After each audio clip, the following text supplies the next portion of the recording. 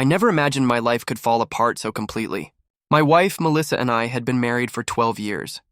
We had 2 children, a home that looked perfect from the outside, and what I thought was a stable marriage built on trust.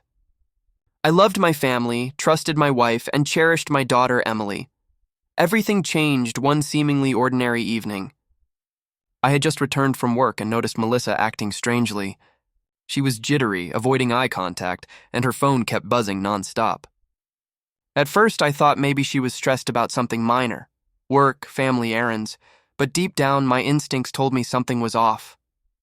I tried to ignore it, hoping I was overreacting. But then came the proof I never wanted to see. I caught Melissa sending intimate messages to another man, texts that were flirty, secretive, and clearly inappropriate. My blood ran cold. The betrayal hit me like a freight train. I confronted her immediately. Melissa initially denied everything, spinning excuses and claiming innocence. But I had saved screenshots, timestamps, and call logs. She couldn't deny it any longer. Tearfully, she admitted to having an affair. My heart shattered. My marriage, the life I had trusted and invested in, had been destroyed by her betrayal. And then came the unthinkable. My daughter, Emily, who I had trusted implicitly, had been helping her mother cover it up. She lied to me about Melissa's whereabouts, deleted messages, and even defended her mother's actions when I confronted her. My own child had become complicit in the destruction of our family. The hurt was unbearable. I didn't react impulsively.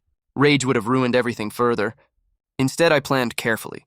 I needed evidence, accountability, and a way to confront them so they understood the gravity of their actions. Over the next few weeks, I meticulously gathered everything: text messages, call records, and even secret meetings I had documented. The confrontation was inevitable. I called Melissa and Emily into the living room one evening. I was calm, measured, but my eyes burned with a quiet fury. I laid out everything, piece by piece: the texts, the messages, the lies, and the secret meetings. I showed Emily how her actions had made her mother's betrayal possible.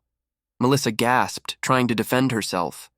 I didn't mean for it to go this far," she stammered. Emily's face went pale. "Dad, I just wanted to protect Mom," she whispered. I looked at them both, my voice steady but firm.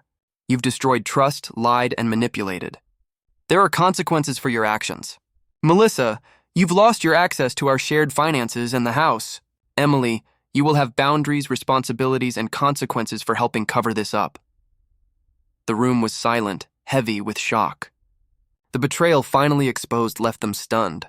I wasn't cruel. I wasn't trying to punish for the sake of punishment. I wanted them to understand the damage they had caused and to take responsibility. In the following weeks, I focused on protecting myself and my children. I worked to rebuild a sense of normalcy, creating routines, reinforcing boundaries, and slowly regaining control over my life.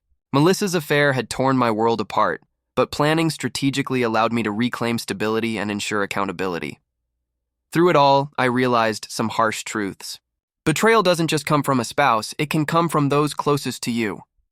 Trust is fragile, and when broken, it requires patience, strategy, and resilience to recover.